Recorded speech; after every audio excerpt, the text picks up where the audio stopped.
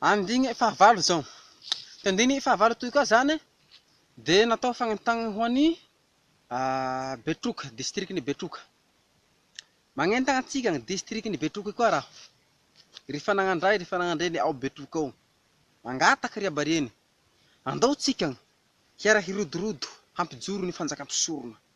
Aza variagny loatsy tsika amin'ity fanjakana republikana izay hampijaly antika lalandava ty.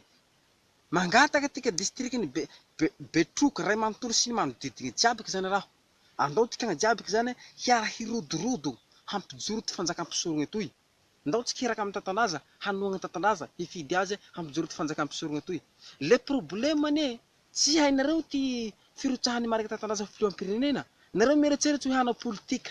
Nareo mieritseritsy hoe hanao hitondra fanjakana republikana. Io tsy hanao politika zany tatandaza, ary tsy hitondra fanjakana republikana zany, fa fanjakam-pisorona. Fanjakam-pisorona, fanjakana Andriagnahary, fanjakana baka an-dagnitsagny, fa Andriagnahary manko tsy raha hita maso i, fa fagnahy.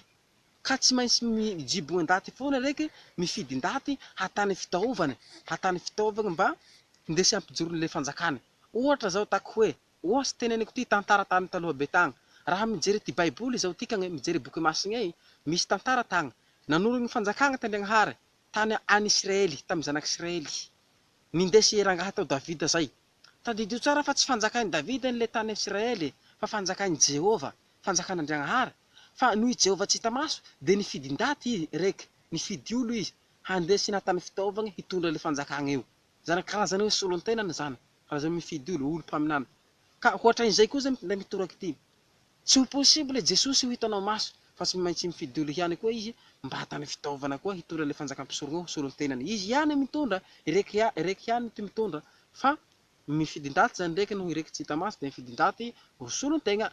Ka mangataka antika, magnentagna antika distriktin'ny Betroka ray manontolo zany mba tena hiaraka hifidy tatandaza, mba tena hiara hirodorodo hampijoro fanjakam-pisorona zao. Tsy salasala tsony tikany, fa andao fa tombotsoho antikany io.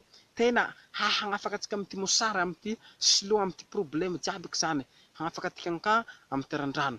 Zay zany fagnentagna ho antika jiaby ke amin'ny distriktin'ny Betroka, fa de misaotra betsaka antikany. Entanagny ka tika jiaby mpanao Facebook mba hanaparitaky zao hafatsy zao makany amin'ny distriktin'ny Betroka ray manontolo. Makasitraky nagnaraky zay fagnentagna zay fa misaotra ragnandria.